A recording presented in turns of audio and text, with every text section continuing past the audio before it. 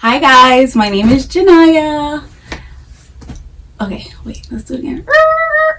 Hey guys, my name is Janaya. Welcome to my YouTube channel. So this YouTube channel has been in the making for about 100 years now. I kind of never really got over the nervousness of being on YouTube, but now because I seem to have this unlimited amount of time on my hand due to us being in quarantine, my friends have pushed me and pushed me and pushed me, and finally I've decided, you know what, there's no real reason I don't do this. I already have an Instagram, might as well do YouTube because I can talk to you guys longer. So if you don't know, I do have a 2-year-old son named Cayenne the man. I am engaged to Terrell. I don't wear my ring on my right finger because my ring is it's not really big, but it's a little too big and I'm always afraid of it slipping off. When I do go out, I try to wear it on my ring finger. Go figure. Other than that, I don't really do anything else. I'm a mom. I work. That's pretty much all about me. Being a mom has definitely changed me a lot. If you knew me like pre-Cayenne Terrell era, being a mom has definitely been the best thing ever. I would never trade it for the world. It is hard, but everything worth having is hard. So I'm gonna just pretty much jump right into this first video. I didn't really need to do like a welcome to my channel video. I didn't know what else, like welcome. But the question I get the most, how have I breastfed for 35 months? Basically, how have I breastfed for the last 3 years? So Cayenne is going to be 3 next month, and I've been breastfeeding from the day he came out to now. Breastfeeding is hard. I understand that people say breast is best. It's great, but do not like kill yourself breastfeeding. I feel like, let's start from the beginning. So I had Kai. The hospital I gave birth at was very pro baby, pro mom, pro breastfeeding. So Terrell's sister immediately put Kai on my breast to help me, get that mommy baby bond, I guess, going. So I started breastfeeding pretty much there. I didn't have a latch problem. There was no tongue tie. There was really nothing of the sort. I know a lot of people go through things where their babies have a tongue tie, their babies can't latch. They think they have to pump immediately. I didn't really have any of the sort. So when I got home, it was pretty much, I co-slept. Listen, you have to do what's best for you. I did co-sleep. I had a safety sleeper at the time. It was, I wish I had it. I gave it away, but it's basically this little cradle that was in the middle of my bed, and Cayenne was in it when he was a baby. I was like super paranoid that I would crush him or that he would fall off the bed, so that was a way for me to co-sleep at that time. Pretty much when I got home, the breastfeeding was easy. I was very, very, very engorged. Like, it was the worst. I had to like put hot water on my boobs sometimes. Engorgement is the worst thing that can happen, obviously. Pretty much after that, they have this, I forgot what it's called, cluster feeding. They have this time where the babies do cluster feed at around 4 to 6 weeks, which I was not aware of. So my number one tip is to do your research about breastfeeding before the baby's there. I did no research. I was just like, oh yeah, boob on baby. I'm West Indian, so everybody breastfeeds. I grew up seeing my aunt breastfeed, my mom breastfeed, breast milk in the freezer. I never knew anyone who didn't basically breastfeed most of the time, so it was just like, oh yeah, breastfeeding, whatever. So there's cluster feeding, and that will really make or break you right there. So somebody on my Instagram had sent me a group on Facebook added me to a group on Facebook. The group on Facebook was breastfeeding support for Black moms. So trust me, that title is very important, okay? Very, very important. So I joined the group, and immediately I just started reading through the posts, like people like having issues about their breastfeeding. And one post that kind of stuck with me was like feeling like your baby's not getting enough milk because they always want to be on you. And I'm like, that's what I'm going through right now. Like, mind you, I was going through that. Somebody had brought me like fenugreek pills, and the formula company like kind of sends you formula regardless. So I had like Infamil or something in the hallway, and I was like, Terrell, like I have to do this Infamil, like I cannot breastfeed anymore. And he was like, absolutely not, my son is only breastfed. So I think his sister gave me the fenugreek pills. I feel like it was his sister gave me the fenugreek pill or the cookies, so like lactation cookies. So immediately, you know, I took a few of them, but then I'm like reading in the group as well. So tip number 2, you do not need any supplement lactation things. You don't need a milk, you don't need a tea, you don't need a cookie, you don't need a pill, you don't need any of it. The best way to get the milk to your baby is you move milk to make milk, number 1. And that's what I learned in the group. At that time, during the cluster feeding, your baby is also regulating your supply. So say you're feeding your baby, but then you're also pumping, you're messing with your supply, so you're going to be more engorged. And that's what happened to me as well. I was very engorged because I was also trying to pump. There was no reason to pump because the baby was on me. Now, again, you have to do what works for you. I went to work 5 months after May, June, July, August, September. I went to work late September. Went back to work late September. So almost 5-6 months after, give or take. So I went back to work then. What I feel like would have been best for me is if I had had the Hacka pump. I don't know if you guys seen this. Basically like a pump that just kind of sits on your boob and kind of collects the milk that's dripping out. It would have been best for me to kind of use that, or breastfeed on one and pump on one, then switch. That's what I feel like would have been best for me, because I still did need to keep up a little bit of a storage because I knew I was going back to work in about 5 months. Again, that's not everybody's journey. Some people in the group will say you don't need to pump at all and you don't need to build a supply.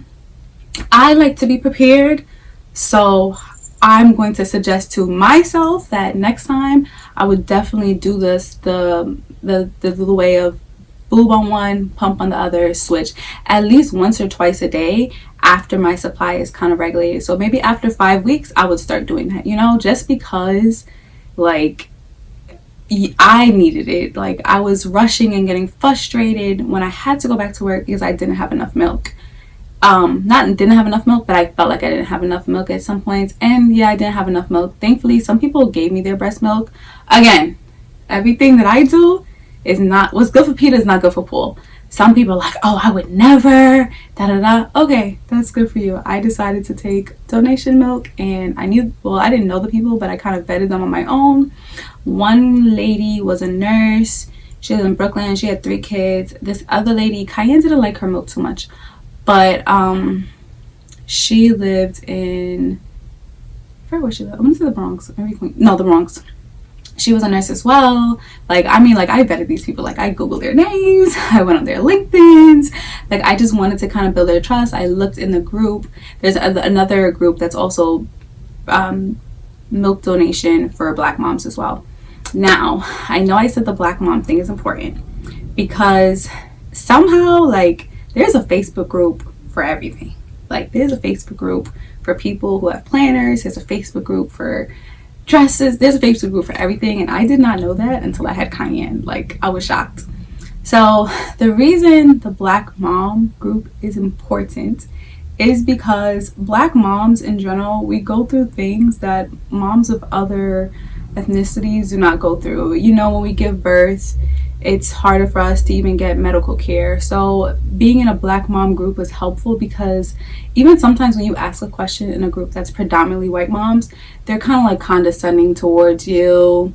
They're rude. They don't answer your questions. And I've seen it firsthand. Like, I've seen people ask the same question in a predominantly white group that they ask in a Black group, and the responses are totally different. Again, you have to do what's best for you. but I just felt like the Black Mom group was really, really supportive. Obviously, you can take everybody's advice. They're very science-based advice. So science evidence, yeah, they're very science related based advice. So they're taking everything in the Breastfeeding for Black Moms group with science-based facts. They're not doing like, oh, what's best for you, what's best for you. You have to decide what's best for you. They're giving you the scientific way, and then you can remix it your way. But they do not like people giving what's best for you facts, or like being like, oh, well, this will work for me. They don't want that. They only want science-based facts, which makes sense. Like, I want something that's going to give me advice when it has research behind it. Like I said, what's good for Peter is not good for Paul. So if I'm saying, oh yeah, girl, I did this, and this person's saying, no, but I did this, I don't want that. I want the science-based approach. I want to see 99.99999. Like, I like that. And then I kind of, did what I had to do on the own after that.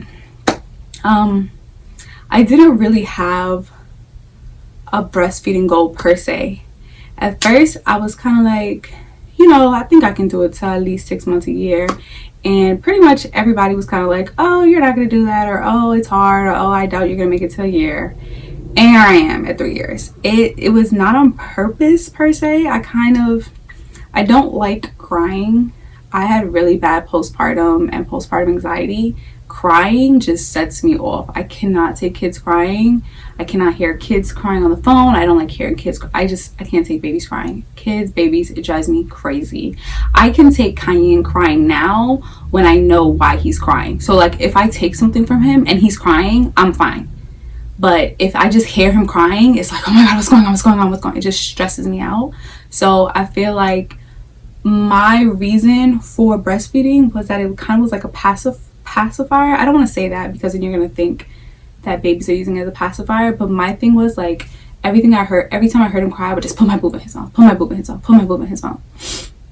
So it kind of pretty much helped with the anxiety because I didn't have to hear him crying. There was something in his mouth. Now if I was to do it again, I would not use that approach. Obviously, I would use pacifiers. I did try Kai with pacifiers. Around like month 2, he kind of just spit them out, and then we tried again like recently, and he would just kind of chew on them. It was like a chew toy, not really a pacifier. I know you're not supposed to try a 2-year-old pacifier, but I'm trying to give my boobs a break. So after the pacifier thing, around 3 months, I kind of just gave up and just put him on the boob. He did take bottles when I was at work, and even sometimes when I was at home. He took a Tommy Tippy Ultra bottle. Those are my favorite plastic bottles. Unfortunately, they don't sell them anymore. I don't know why. I hope they come back out, but those are my favorite bottles. My other favorite bottle was the Avent glass bottles. The best. I love glass bottles. I love the way they clean. Only thing I didn't like was that they were really heavy, so like it was kind of like weird having Kai hold his bottle. And when he got a little bit older, obviously he wanted to do it himself, so I switched over to the Tommy TV Ultra. I also used Dr. Brown's as well in the beginning. The other thing with breastfed babies, so babies in general, their stomach is the size of their fist, right? So what I learned very early on is that babies in general should not take more than 4 ounces of milk, but it was kind of like every 2 hours he takes 2 to 3 ounces of milk. So I used to have these little teeny tiny Dr. Brown's bottles that only took 2 ounces worth of milk, and also I only used slow newborn nipples throughout the whole time. So say he stopped drinking bottles at 8 months, he was literally only taking 3 ounces of milk in that soft thing, in the slow nipple to the whole time, like 3 ounces, 2 to 3 ounces. I don't even know if he got to 4 ounces. He kind of wouldn't finish the whole thing, but it was never more than a 4-ounce bottle. Like I never got the really tall bottles. I never filled it up with cereal, rice cereal, any of that, because again, it was very science-based to me. Cereal is a filler. Now going back, if I was to do it again, I would start Cayenne on oatmeal, like regular oatmeal, not baby oatmeal, none of that. Regular oatmeal at about 7 months, not to maybe fill him, but kind of just to get him interested in that texture, because he doesn't like oatmeal, and I'm okay with oatmeal, but he doesn't like oatmeal, cream of wheat, any of that.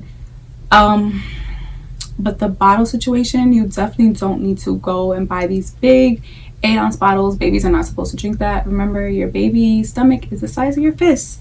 So when you're like, oh, my baby drinks a lot, Cayenne was huge. He was a fat baby. Like, he was not like skinny. He was a big turkey bowl. I'll try and like post a picture somewhere around here. I don't know how to do that yet, but we're learning of how chunky Kai was. So it's not like, oh, he was starved. And this baby was drinking 2 to 3 ounces every 3 hours. Like he was drinking the normal amount, and he was just a chunky chunk of chunk. So don't feel like you're starving your baby. Don't feel like any of that. You're doing what's scientifically based. Of course, you can remix a little, but going to give a baby 6 ounces is going to stretch their stomach. Then you're going to think they have colic because they're crying so much, and so on and so forth. So at around 1 year old, I kind of was like, okay, I guess I'll go till 2, right? Because he didn't really seem ready to wean, if that makes sense. I had went away to Toronto. So here's the mess up part. This is why I messed up. Well, I don't know if I messed up, but this is the part like I kind of regret sometimes. I had went away to Toronto. Cayenne had to be 12, maybe 15, 16 months. And I came back and he didn't immediately go on my breast. Like, I literally offered him my boob. And that's when he was kind of like, oh yeah, you do give milk. And he took my boob. Mind you, that whole time I was gone, he was not drinking milk. We tried to offer him almond milk, pea milk, and something else. And he didn't want any of them. We never offered him cow milk. He was not drinking any single one of those at all. So he was just eating food. And at that time, he didn't eat meat, which is a story for another day. So he was just eating fruits, veggies, pasta. And I kind of like offered it back to him, and he was like, oh yes, I remember. So that kind of screwed me up, because now he's 35 months, basically 3, and he's like big and aggressive. He's not fat, he's like bigger, like he's just like tough, like, no, I want the boobs. So at 2, he got into this basically pre-K for program. So I would send his lunch, and throughout the day he didn't eat, he didn't have boobs. So he kind of got used to like, okay, I'm not having milk throughout the day, but at night, I want me on boobs, want me on boobs, want me on boobs. And he can talk, so it's like you can't really ignore him. Like, he can formulate a full sentence like, mommy, I'm tired, I want boobs. Like, it's really getting out of hand now. So at 2, I was kind of like, okay, he's gonna be done. Like, he's gonna wean himself. I'm also in another group. It's called like breastfeeding, black moms breastfeeding toddlers or something like that. And I kind of like looked up weaning, and again, remember what I said, I cannot take the crying, like, at all. So it was really hard for me to wean him.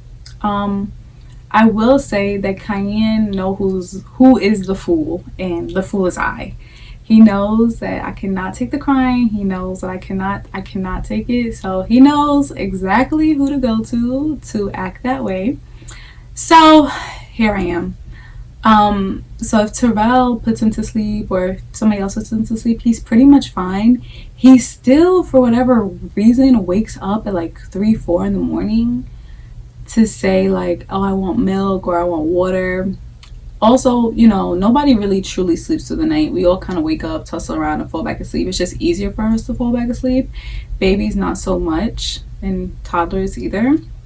So it's not surprising that he wakes up, because scientifically, the evidence is there that adult humans do not sleep 8 hours through the whole night without getting up. Even if we don't realize, oh yeah, I did wake up for a sip of water, I did do this, I did toss and turn and kind of fell back asleep on my own. Yeah, we may not realize that, but there have been studies that show we do that.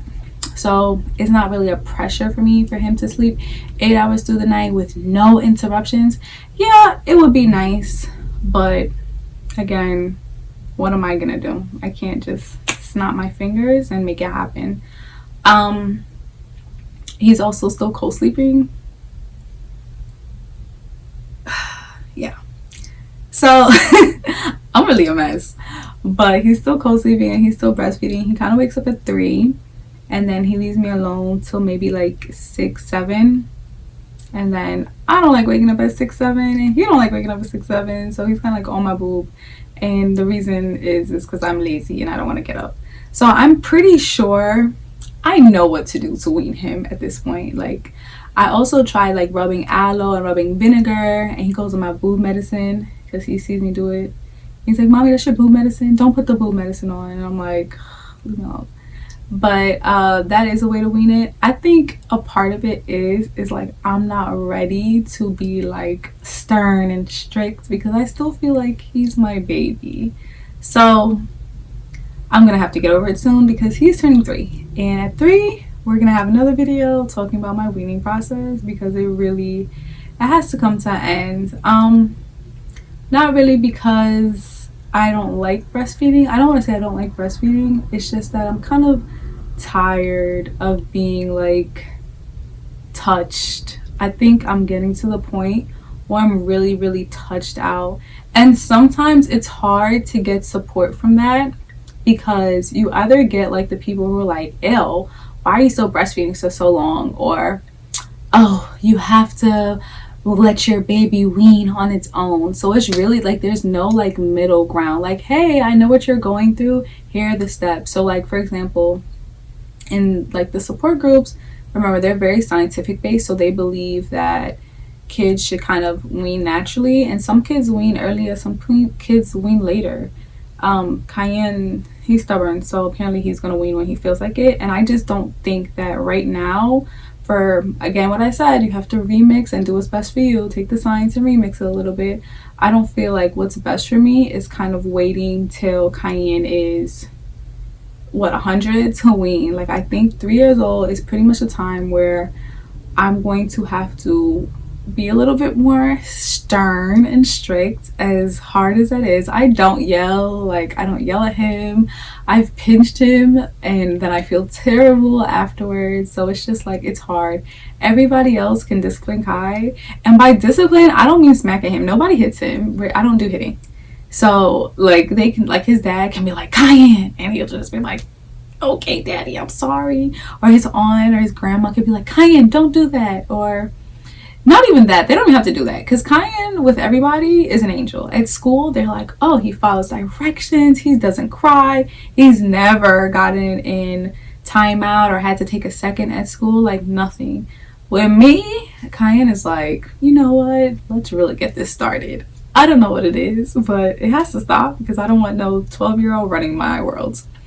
So pretty much I think with breastfeeding you have to do what's best for you.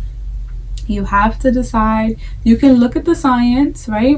And then you decide, okay, you know what, I know I have to go to work in 3 months. I know I have to go to work in 6 weeks. Not everybody, unfortunately, this is the country we live in. I don't know why not everybody gets the 6 months or a year of paternity leave, maternity leave. So I would say that you have to do what's best for you. You have to look at the evidence and be like, okay, I know that I'm going to work at such and such time, so I'm going to pump and still breastfeed. And then you have to understand why you're getting engorged and why this is happening, because you know what the evidence is, and then you kind of can tweak it to doing what's best for you. Pumping for me, okay, so at that time I worked for a sneaker company, and basically what I did was kind of did like, I want to say like the marketing for their wholesale accounts. So I didn't have an office. My office was pretty much my car going from account to account to account to account. So I had to pump in my car. I had to pump at certain locations. It was really hard to pump like that. It was really, really stressful.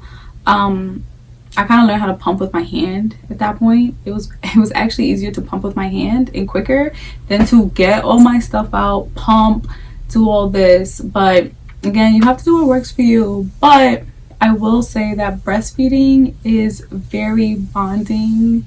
It's intimate. I feel like there's no word to explain it until you go through it. I didn't supplement. I really had a very easy time, and I'm really happy and blessed to have that. So I can't really say, you know, what worked for me will work for somebody else, because there's so many outliers that can interrupt your breastfeeding journey. You know, it could have been it's starting from the treatment you got at the hospital. They could have been your prenatal care. It could have been so many things. There's so many things that can disrupt your breastfeeding journey that have nothing to do with you as a mother. So don't ever look down on yourself and say, oh my goodness, I have to give my baby formula. Look, your baby is fed. And I know a lot of people do not like to say fed is best. They like to say fed is required. I don't feel like that. I think fed is best. I think, well, maybe I shouldn't say that because you don't want the person giving the baby like chicken legs at like 3 months. But, all right, breast is the better option. It does say that on the formula cans. You can check yourself. But don't be down on yourself for saying, you know what, I tried, or maybe I didn't try. Maybe, you know what, I know that some people may have gone through things where they don't even want their boobs touched. And more power to you. You have to decide what's best for you and your baby, because the thing that makes a healthy, happy, smart baby is a healthy, happy mommy. That's all that matters. If you're a happy mom, your baby is going to come out spectacular. Right? Motherhood, postpartum, all that is very, very hard. There's so many things going on. It's like, oh, you have to do this, oh, you have to do that. It's just the way it is. Like, first it starts off as, oh, you need to breastfeed, to, oh, why are you breastfeeding for right now? Like, are the teeth bothering you? Aren't this? Like, there's no pleasing anybody when it comes to being a mom. So you really just have to do what's best for you, mama. That's pretty much all I have when it comes to breastfeeding. Of course, I want to see your questions below. Maybe I can do a breastfeeding Q&A video, or even do like a toddler breastfeeding Q&A, and definitely want to do a toddler weaning video because, girl, these titties is tired. I know that a lot of people wonder, like, are they saggy? I don't think they're saggy. They're kind of just like boobs to me at this point. They definitely were a lot more booby, if that makes sense, before, but a bra works. They're not like touching my asshole. They're just boobs at this point. But that's pretty much it. So I'll see you next time. Let me know what type of videos you want to see down below. I hope this gets edited. I kind of want to put it out really, really quick, just to kind of see how it goes. I'm really excited. Shout out to all my friends and family who've pushed me to do this for 100 years at this point. And in the description box, I will definitely link like the breastfeeding groups for you guys, and some mom groups that I also found really, really helpful. Oh, Kelly Breastfeeding, Kelly something was the best website. If you're not a Facebook person, or you're somebody that don't really need the, you know, like the questionnaire, you can just kind of read the article and do it for yourself. Kelly Mom was the website, I believe, that it was like very scientific based about everything. They were scientific about co-sleeping, breastfeeding, giving baby food, solids, everything. So everything about motherhood with a scientific background approach was Kelly